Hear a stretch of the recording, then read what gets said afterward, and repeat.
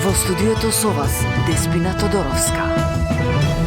Добар ден и ви благодарам за вниманието. Регулаторната комисија ги намали цените за пренос и дистрибуција на електрична енергија за 2 до 3%. Мислимовски вели дека ова може да влијае и врз намалување на сметките за граѓаните за околу 1%.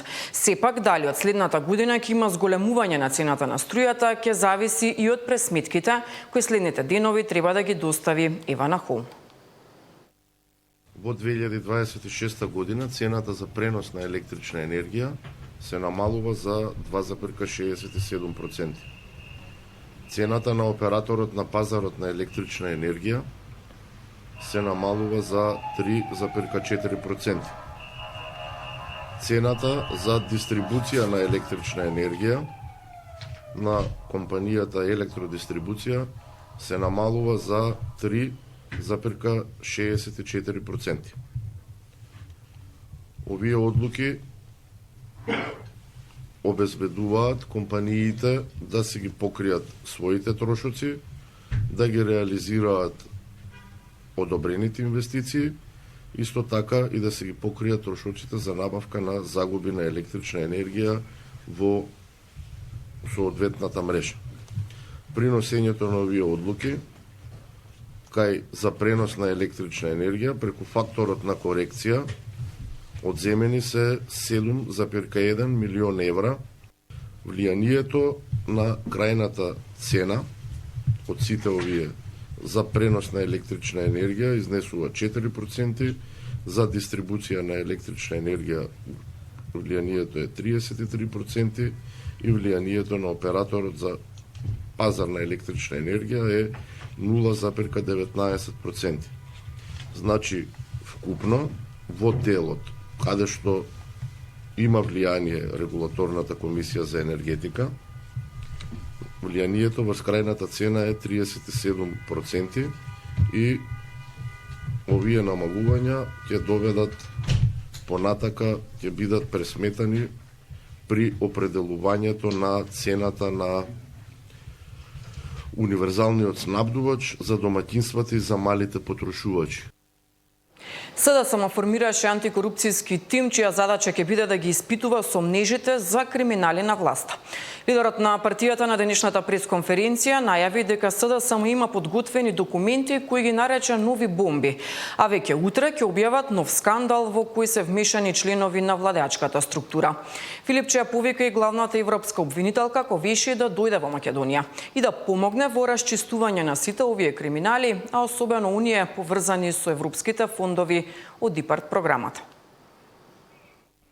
СДСМ ја повикува европската обвинителка Лаура Ковеши да ја посети Македонија. Лично да се запознае со малверзациите кои ВМРО ДПМН ги прави со европските фондови, меѓу кои, и тоа што е веќе јасно, ИПАРД програмата во која се загрозени 130 милиони евра. Не може да имаме доверба во институциите на власта, со притисокот на власта, кои што се заштитници со своето однесување на криминалот, и тоа да биде над правото и над јавниот интерес. Но фактите се јасни. Се случи најголемата проневера на европски пари во Македонија. ИПАРД фондовите, и тоа луѓе, членови на ВМРО ДПМН, луѓе блиски до премиерот Христијан Мицкоски. Веќе формиравме така наречен антикорупцијски тим во рамките на нашата програма Нова сила. Антикорупцијскиот тим е еден од столбовите на ова нова програма, дозволете да го образложам. Што тоа представува? Професионален тим, советници, експерти во областа на правото, во областа на финансиите. Но пред се, млади активисти и истражувачи на СДСМ. Што ќе работи овој антикорупцијски тим? Тоа што го гледаме овие денови. Ќе истражува скандали, ќе анализира документи, ќе ги презентира до јавноста, ќе ги разоткрива сите корупцијски шеми на оваа криминална власт, ќе поднесуваме соодветни пријави.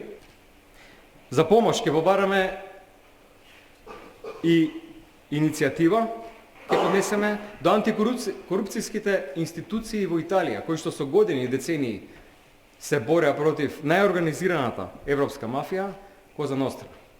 Ако тие се справија со Коза Ностра, можеме и ние тука да се справиме со оваа мафија на ВМРО ДПМН.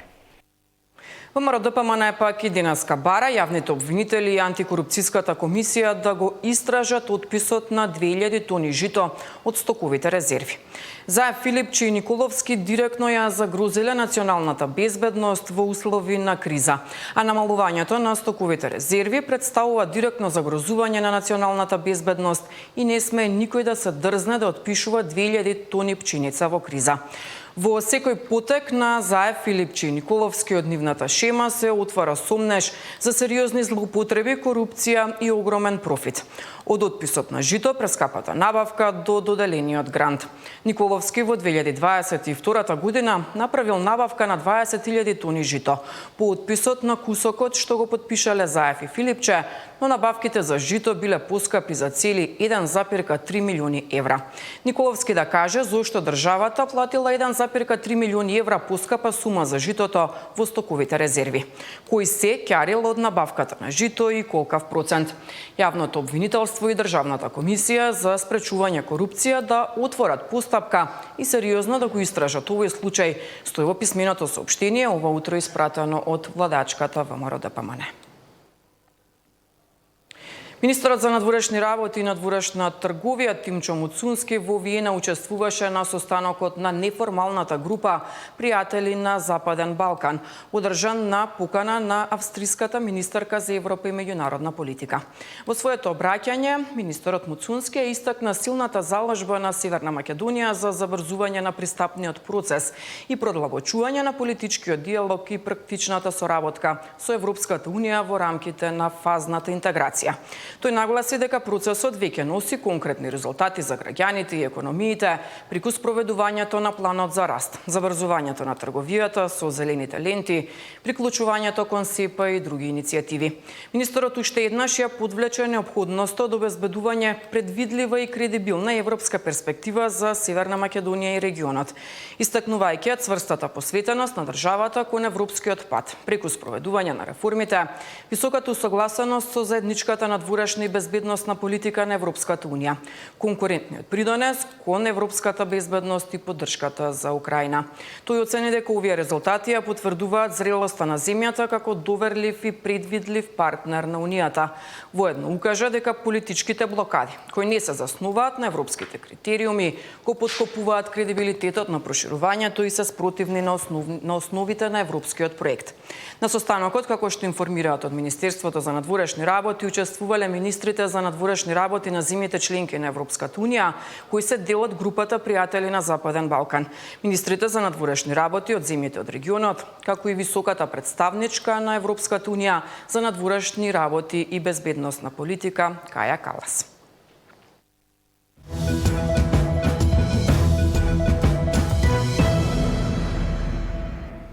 Охрид доби културно-туристички водич, книга која представува значаен придонес во современото проучување на Приличев, книжевната историја и меморија на градот. Охрид доби културно-туристички водич. Станува збор за дело на Милчо Јовановски под наслов Националната установа библиотека Григор Прличев, вчера, денес и утре. Пред се наменето за странските гости на библиотеката и градот, но и за сите љубители на охридската културна ризница. Оваа книга е прва која е двојазична и е наменета претежно покрај македонски и англиски текстови и зборуваат за животот и делото на Прличев, за знаменитостите кои се поврзани со него во нашиот Охрид и се разбира уште малку испаѓа и како еден мал туристички водич, затоа што во него се содржани најглавните, да речам, поменици од сакралната православна вероисповест, но потоа и католичката и исламската, се разбира за оние кои што се наоѓаат во нашиот Охрид и ќе биде вистинска читанка и истовремено мал туристички водич. Книгата представува значаен придонес во современото проучување на Прличев, книжевната историја и културната меморија на Охрид. Книгата излегува од оние рамки на класичен роман или класична приказна, оди во светот на така наречени бедекери, според Карл Бедекерот пред 200 години првиот водич, испечатен водич за туристите. Заради името на Карл Бедекер, сите облици на промоција на одредена дестинација се викаат бедекери. И авторот Јовановски навлегол во таа проблематика да ни една за нас многу позната приказна за најголемиот деец од меѓу охриѓаните, навлезе во она категорија читатели кои би биле потенцијалните туристи. Така да, ова штиво е посветено на нив. Инаку како продолжение на ова издание ќе има и документарен филм посветен на Прличев, кој се подготвува и ќе биде примерно прикажан во рамки на културната манифестација Прличеви беседи. Ова дело беше промовирано во рамки на програмата за одбележување на 8 декември, денот на Свети Климент Охридски, патронот на градот. Нина Ритоновска, Сител телевизија.